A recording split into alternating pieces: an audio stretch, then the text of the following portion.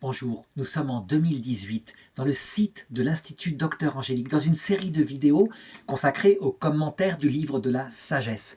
Ce livre de l'Ancien Testament qui est comme le sommet de ce qu'avait été, je dirais, révélé au peuple juif, de ce qu'il a construit aussi par sa réflexion sur le sens de cette vie, le salut. Et je voudrais aborder dans cette leçon-là le chapitre 5 qui décrit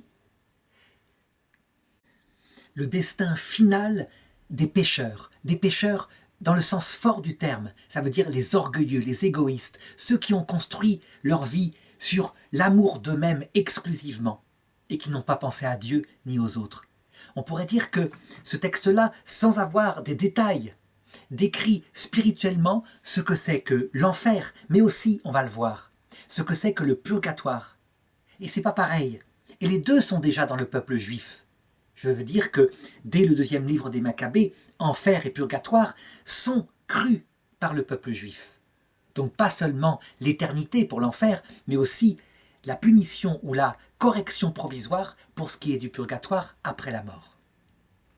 Alors je vais commenter ce texte en m'attachant au sens littéral, ça veut dire le degré de sagesse qu'avait atteint le peuple juif à cette époque-là, puis ensuite au sens caché, réel, présent déjà là-dessous, puisque l'auteur divin, c'est l'Esprit Saint, ça veut dire l'Esprit de Jésus, celui qui s'est fait homme, et qui donne une lecture plus profonde, je dirais plus bonne nouvelle, entre guillemets, de ce qui va être dit là de manière forte.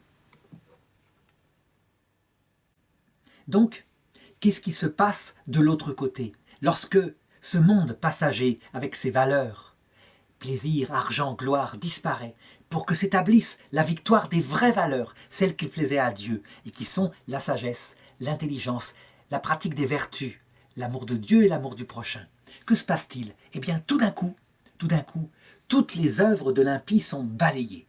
D'un coup, tout se retourne, et la victoire n'est plus au mondain, ce qu'on voyait sur terre, mais la victoire est celle de Dieu. Et voilà comment commence le texte. Alors, à ce moment-là, donc au moment du jour du Seigneur, le juste se tiendra debout, plein d'assurance, en présence de ceux qui l'opprimèrent, et qui, pour ses labeurs, n'avaient que mépris. À sa vue, ceux-là seront troublés par une peur terrible, stupéfaits de le voir sauvé contre toute attente. Et ils se diront entre eux, saisis de regret et gémissant, le souffle oppressé. Le voilà, celui que nous avons jadis tourné en dérision et dont nous avons fait un objet d'outrage, nous, insensés. Nous avons tenu sa vie pour folie et sa fin pour infâme. Comment donc est-il été tenu parmi les fils de Dieu? Comment a-t-il son lot parmi les saints? Au sens littéral, le livre de la sagesse, ici, sommet de la méditation du peuple juif, essaye de comprendre humainement, comme on le ferait avec notre humanité, la vengeance de ceux qui ont été notre ennemi profond, l'ennemi de Dieu, et qui nous ont opprimés tout au long de la vie. Évidemment, lorsqu'on n'a pas l'esprit de Jésus-Christ encore qui a été donné, alors il reste l'esprit humain dans sa noblesse, et l'esprit humain qui a attendu, qui a été si écrasé, si humilié par les oppresseurs. Il n'attend qu'une chose, la vengeance de Dieu. N'importe qui a souffert vraiment d'ennemis le sait bien. S'il arrive à ne pas se venger, s'il arrive à juste, je dirais, garder les choses dans son cœur, il sait que la vengeance appartiendra à Dieu et qu'elle viendra tôt ou tard, parce que rien de ce qui est caché ne sera révélé. Tout sera révélé, pardon. Alors évidemment, dans un jugement humain, on se dit, ça sera notre tour de rire de ceux qui riaient de nous. Mais en fait, quand on y réfléchit, c'est une analyse charnelle encore, humaine encore. Ça veut dire que ce n'est pas la vertu de Dieu qui agit là, et je vais comparer l'attitude de la vertu de Dieu. Pour la comprendre, je crois qu'il y a une histoire qu'il faut considérer, et qui change tout. C'est l'histoire de Joseph, qui fut vendu par ses frères en Égypte. Je dis bien ses frères, qu'il aimait. Il aimait ses frères.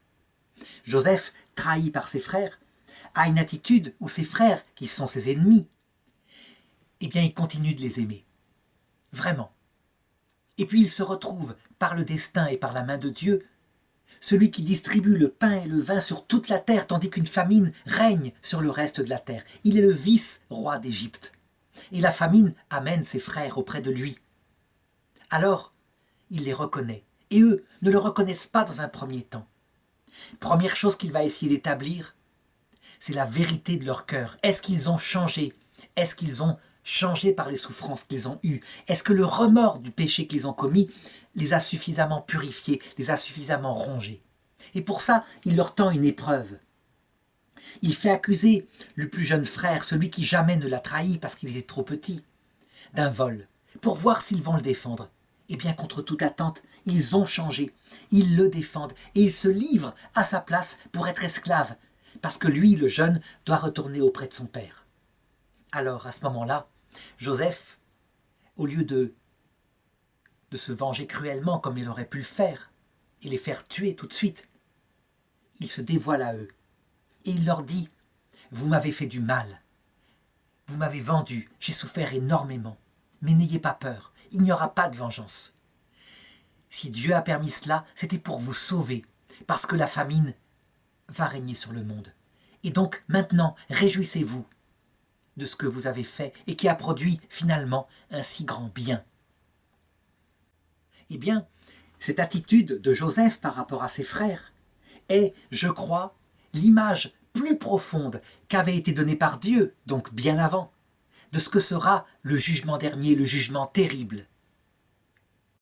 Il y aura certes, du côté de ceux qui ont trahi, de ceux qui ont vendu, de ceux qui ont livré, cet effroi. Et ils l'ont éprouvé, les frères de Joseph. Et ils se demandaient entre eux, est-ce que par hasard il ne va pas nous faire tuer? Est-ce que ce n'est pas une ruse, parce que nous sommes en son pouvoir? Ils ont dû y penser. Eh bien, de la même façon, lorsque le pervers arrive face à celui qui l'a écrasé, mais qui a vraiment été dans le chemin du Seigneur, il pense, face à la grandeur de la gloire qu'il a reçue, il pense que cette fois, il va l'écraser, parce qu'ils pensent avec leur propre perversité, eux l'auraient fait. Seulement, le juste qui est dans la main de Dieu, donc du vrai Dieu, avec l'Esprit Saint, l'Esprit de Jésus-Christ, n'agit pas comme cela. Lors du jour du Seigneur, il y a effectivement la vengeance, parce que le premier impact qui frappe les gens, c'est la manifestation dans le Christ accompagné des saints et des anges de la vérité. La vérité, elle dit les choses clairement. Un péché, c'est un péché. La vérité est représentée dans la Bible comme un glaive, parce qu'il tranche les articulations, il décarcasse le comportement humain avec leur vraie cause. Et cela, le Christ, le vrai homme persécuté, mais aussi ceux qui sont avec lui, tous les saints qui ont été massacrés, qui ont été bannis, qui ont été opprimés, eh bien, ça, la vérité, ils l'ont. Et c'est une vérité, voilà pourquoi on peut parler en vérité du jour du Seigneur, dies ira, jour de colère. Seulement, attention, je l'ai dit, le Christ révèle que lors du jugement dernier, il n'est pas seulement juste, il est juste, la vérité est là. C'est une théologie pas encore mûre dans le christianisme qui disait que sur terre, il était juste et miséricordieux et qu'au ciel, ou lors du jugement, il ne serait que juste. Non, le Christ, il est un, il est lui-même. Il est juste et miséricordieux dans les deux cas. Ça veut dire que cette justice est accompagnée de l'amour. Il y a un pardon possible, il y a un repentir possible. Il n'y aura pas de vengeance, jamais. Et je dirais, comme Joseph, vendu en Égypte, le Christ, par son apparition, manifeste ceci. Vous m'avez fait du mal, vous m'avez vendu, vous m'avez livré, vous avez livré mes frères. Mais c'était pour vous sauver. Parce que comme cela, vous verrez qu'il y a vraiment un pardon possible si vous vous repentez. Et si vous vous repentez, certes, vous aurez tout à payer, tout à réparer, mais vous irez un jour dans le paradis. Alors, je dirais, face à cela, qui se passe à l'heure de la mort, ce qu'on appelle le jugement dernier, avec l'apparition du Christ accompagné des saints et des anges, face à cela, il y a deux réactions possibles dans le grand pécheur, celui qui a été ennemi de Dieu. La première réaction est décrite ici. C'est ce qu'on appelle le remords. Le remords, ce n'est pas le repentir. Il faut le distinguer. Le remords, c'est l'attitude de celui qui dit « Bon sang, j'ai perdu. Ils sont forts, je m'y attendais pas. Si j'avais su, j'aurais été plus intelligent, j'aurais mesuré les choses autrement. » Le repentir, c'est l'attitude de celui qui dit « Mon Dieu, je t'ai fait du mal. Mon prochain, comment ai-je pu être aussi dur? Pardon. Je vois que vous êtes bon, vous êtes prêt à me pardonner. Pardon, pardon. Tout le mal que j'ai fait, je le réparerai du mieux que je peux. Je le ferai autant que je peux. Et si je dois être séparé de vous pour l'éternité à cause de mon péché, je l'accepte, je le mérite. » Le repentir, c'est un acte de l'amour. Le remords, c'est un acte du voleur qui s'est fait prendre et qui jure qu'on ne l'y reprendra plus. Et donc on le voit, dans le verset, chapitre 5, verset 3, ils se diront entre eux, saisis de regrets et gémissant le souffle oppressé, le voilà celui que nous avons jadis tourné en dérision et dont nous avons fait un objet de l'outrage, nous insensés, etc. Eh bien, quand c'est prononcé avec le remords, c'est prononcé avec une expression affective de rage, de colère, d'impuissance vaincue. Mais quand c'est prononcé avec l'attitude du repentir, eh bien, l'attitude affective est celle du regret profond, de l'amour qui pleure, qui regrette d'avoir fait du mal. La suite du texte pourrait être prise dans les deux attitudes, soit le feu de l'égoïsme qui se maintient, soit le feu de l'amour qui naît et qui regrette son péché. Il suffit de changer l'attitude affective, mais les mots pourraient être les mêmes. Il y a deux lectures de ce texte-là. Je le lis. Par exemple, avec l'attitude de l'homme repentant. Nous nous sommes rassasiés dans les sentiers de l'iniquité et de la perdition, et nous avons traversé des déserts sans chemin, et la voie du Seigneur, nous ne l'avons pas connue. À quoi nous a servi notre orgueil? Que nous ont valu notre richesse et notre jactance? Tout ça a passé comme une ombre, comme une nouvelle fugitive. Pardon Seigneur. Ça c'est l'attitude de celui qui se repent. On la voit décrite dans le Nouveau Testament, à travers la conversion de Zachée. Quand Jésus vient chez lui, cet homme est collecteur d'impôts. Il a parfois détourné de l'argent, des grosses sommes, parce qu'il faut bien vivre. Et il a collaboré avec les Romains. Au niveau péché, c'est grave. Et il se repent, vraiment. Et il dit, Seigneur, si j'ai fait du tort à mon prochain, 4 fois je rembourserai la somme, 4 fois. Alors le Seigneur se réjouit, et il dit, le salut est entré dans cette maison, car c'est un enfant d'Israël. Cet homme-là, dans son repentir, dans sa droiture, il se mettrait au purgatoire si c'était le jugement dernier qui était décrit. Il se mettrait volontairement et par amour au purgatoire parce qu'il dirait « Je vais rembourser, je suis droit maintenant, j'ai péché, je vais appliquer la droiture de ce qu'il faut faire. » Et le Seigneur se réjouit des âmes qui vont au purgatoire parce qu'elles sont sauvées. C'est un acte d'amour qui les fait aller au purgatoire. Au contraire, si cet homme avait été un grand pécheur coupable du péché contre l'Esprit Saint, alors le même texte peut être lu avec un ton de rage, de grincement de dents, de haine vaincue. Et à ce moment-là, celui qui a cette attitude-là, qui ne cède pas, qui ne se repent pas, qui méprise le pardon proposé, celui-là s'en va. Il s'en va vers l'enfer éternel, le lieu qui a été préparé pour ceux qui sont pervers. Lorsqu'on connaît le Christ, ce lieu préparé pour ceux qui sont pervers, c'est le lieu où il n'y a pas de vision béatifique et où on n'aime pas le prochain. Mais c'est tout. Et c'est la vie éternelle, pour eux, telle qu'ils la veulent, avec les conditions qu'ils veulent, argent, gloire, richesse, matériel, et vie insensée, angoisse, colère devant ceux qui sont sauvés et qui ont renoncé à eux-mêmes et qui sont au paradis, grincement de dents, le feu intérieur parce qu'ils sont faits pour l'amour, mais qu'ils préfèrent crever que de demander pardon pour leurs péchés passés. Ils n'ont jamais digéré que l'homme juste qu'ils méprisaient soit plus grand qu'eux. Le blasphème contre l'Esprit Saint, il provoque du remords. Le repentir, qui conduit au purgatoire, provoque du repentir. Alors on pourrait se demander, mais pourquoi? Les gens qui choisissent la liberté solitaire et qui ne se repentent pas, qui vont en enfer, après tout, ils sont comblés de ce qu'ils veulent. Ils ont argent, richesse et gloire. En enfer, les diamants, c'est des graviers. Ils peuvent en profiter. En fait, ça ne vaut rien. Voilà le problème. Et c'est pourquoi le texte continue, pour bien montrer qu'en fait, toutes les souffrances décrites en enfer sont réelles. Parce que, en fait, ces gens-là poursuivent le vent et ils maintiennent leur poursuite du vent, c'est-à-dire de valeurs qui ne servent à rien. Tout cela a passé comme une ombre, comme une nouvelle fugitive, tel un navire qui parcourt l'onde agitée, sans qu'on puisse découvrir la trace de son passage, ni le sillage de sa carène dans les flots. Tel un oiseau qui vole à travers les airs, sans que son trajet en découvre un vestige. Il frappe l'air léger, le fouette de ses plumes, et le fend en un violent sifflement, si fraie une route en remuant les ailes, puis de son passage on ne trouve aucun signe. Telle encore une flèche lancée vers le but, l'air déchiré revient aussitôt sur lui-même, si bien qu'on ignore le chemin qu'elle a pris. Ainsi de nous, à peine nés, nous avons disparu, et nous n'avons à montrer aucune trace de vertu. Dans notre malice, nous nous sommes consumés. Mais on pourra dire, mais non, ils ne se sont pas consumés, puisque je viens de dire qu'en enfer, ils obtiennent ce qu'ils veulent. Gloire, honneur et richesse matérielle. En fait, gloire, honneur et richesse matérielle sont devenus de l'autre côté ce qu'ils sont réellement, du vent.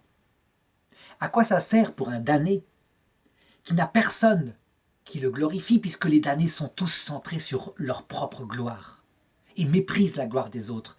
À quoi ça sert d'être un homme qui, dans sa vie, a possédé des richesses et qui maintenant, éventuellement, parce que Dieu ne les prive de rien, possède une galaxie? Il en a des milliards. C'est de la poussière pour Dieu. Je prends une image ici, parce que l'autre monde ne ressemble pas au nôtre. À quoi ça lui sert? Alors qu'il est seul. Parce que l'homme orgueilleux qui n'a que lui n'a pas de prochain. Donc personne à aimer et personne devant qui se glorifier de sa réussite.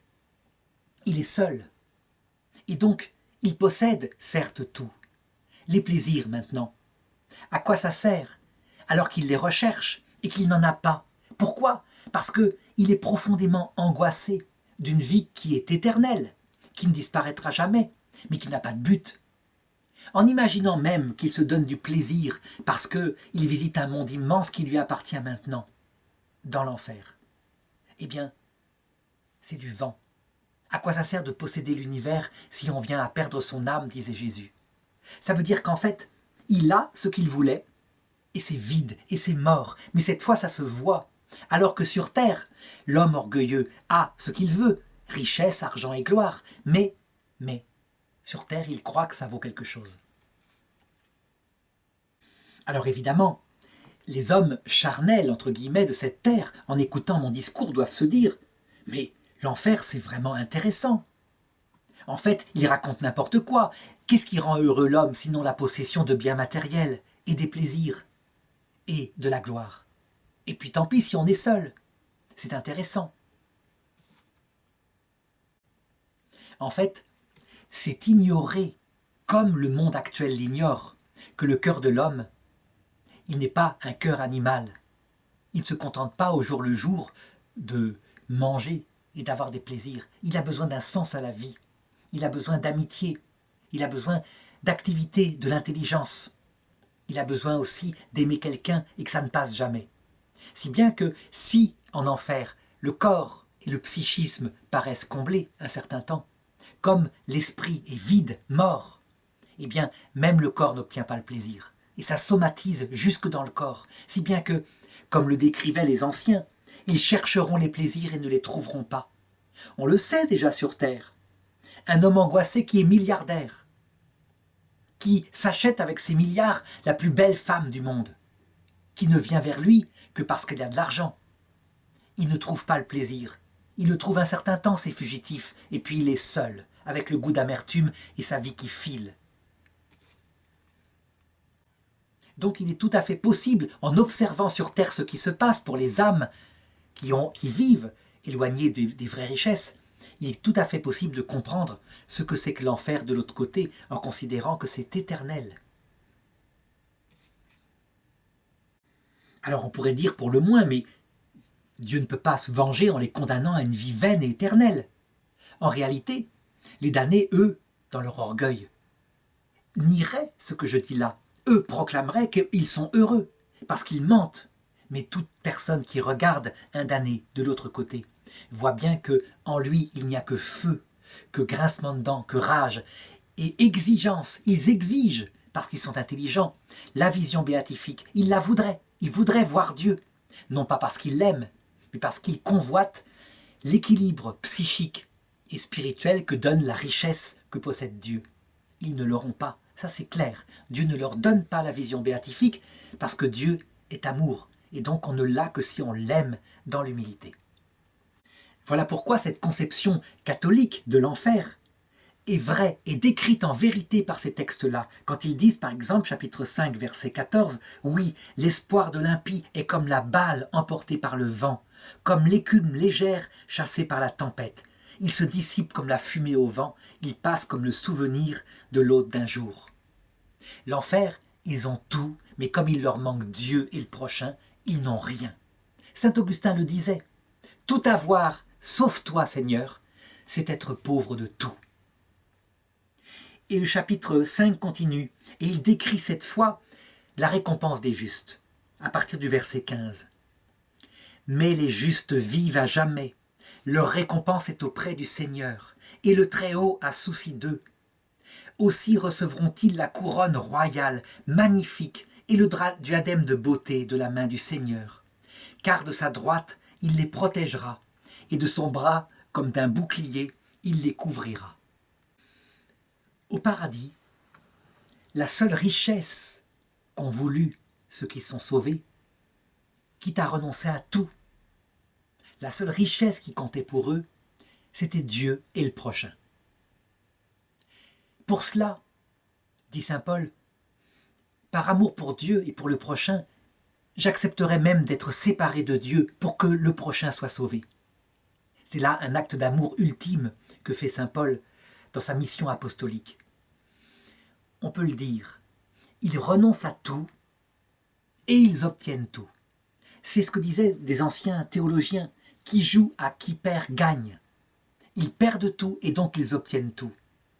Il y a un film qui est sorti récemment, en 2010 par là, qui s'appelle « Charlie et la chocolaterie » et qui indique bien, je dirais de manière parabolique, ce que c'est que ce paradis.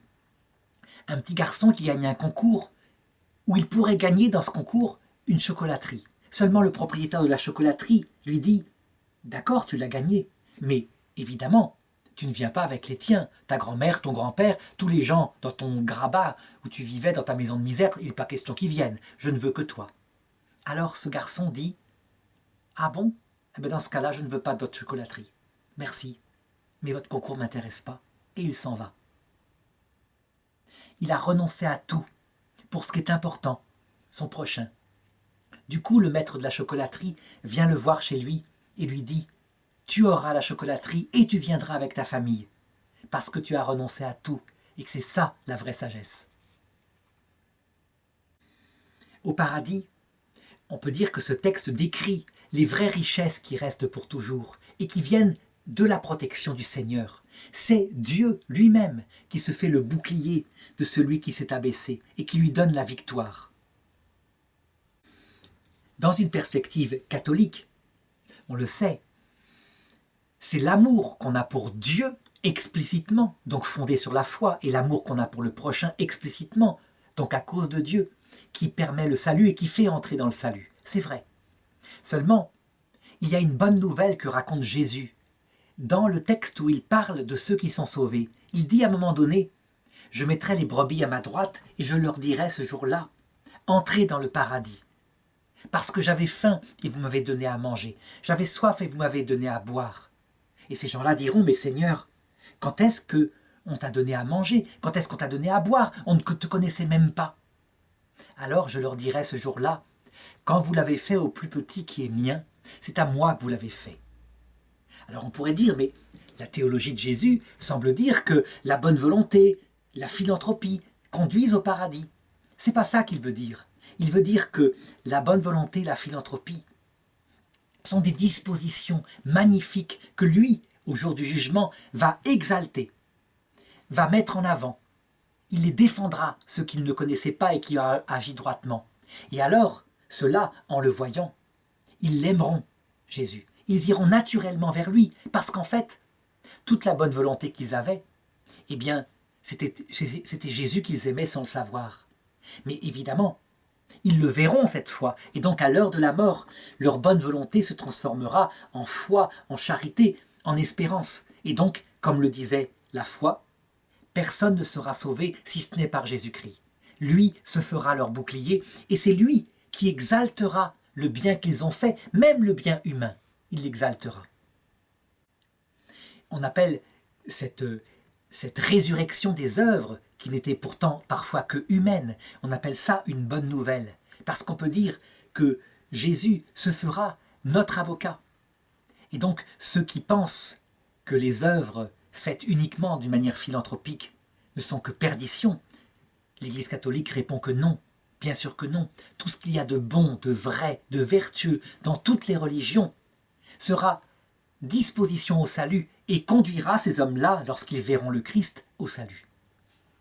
Et c'est ce que révèle le texte. Alors évidemment, dans le sens littéral, c'est pas ça qu'il veut dire. Le texte dit que Dieu protégera celui qui a été fidèle à la foi juive. Mais dans le sens chrétien, voilà l'interprétation. Pour armure, le Seigneur prendra son armure jalouse. Il armera la création pour repousser les ennemis. Pour cuirasse, il revêtira la justice. Il mettra pour casque un jugement sans feinte. Il prendra pour bouclier la sainteté invincible. Et de sa colère inexorable, il fera une épée tranchante. Et l'univers ira au combat avec lui contre les insensés. Ce texte-là, il raconte la victoire de la vérité. Parce que les traits, les armes, les boucliers, c'est la vérité du vrai cœur du Christ. Et ça continue. Traits bien dirigés, éclairs jailliront, et des nuages, comme d'un arc bien bandé, voleront vers le but. Une baliste lancera des grêlons chargés de courroux. Les flots de la mer contre eux feront rage. Les fleuves les submergeront sans merci. Un souffle puissant se lèvera contre eux et les vannera comme un ouragan. Ainsi, l'iniquité dévastera la terre entière et la malfaisance renversera les trônes des puissants. Rien ne tiendra devant cette justice du Seigneur, cette justice qui, heureusement pour nous, est la justice de Jésus-Christ, ce que les Juifs ne savaient pas. Une justice de Jésus-Christ qui, je l'ai dit, gardera le glaive de la vérité. Ça, c'est très important. Si on exalte ce qu'a révélé spécifiquement Jésus, à savoir son amour, sa miséricorde, en oubliant la vérité, on sort de l'Évangile. La vérité qui est révélée là, dans l'Ancien Testament, à savoir le péché, c'est le péché, eh bien, elle est restée, elle demeure intacte dans le Nouveau Testament. Et la marque du Christ, c'est l'union entre la vérité et l'amour. Je l'ai dit, en lui, amour et vérité se rencontrent. La bonne nouvelle de Jésus consiste à dire que la vérité ne sera jamais sans l'amour. Mais la justice de Jésus, la justice qui accompagne, c'est qu'il le dit. L'amour, elle intègre la vérité. Jésus a eu cette attitude très équilibrée face à la femme adultère lorsqu'il lui dit « Personne ne t'a condamné ?» Et la femme répond « Non, Seigneur. » Alors Jésus commente en disant « Moi non plus je ne te condamne pas. » Ça c'est l'amour. Il va auprès d'elle, il la rejoint dans sa faiblesse. Et il la défend, il la relève.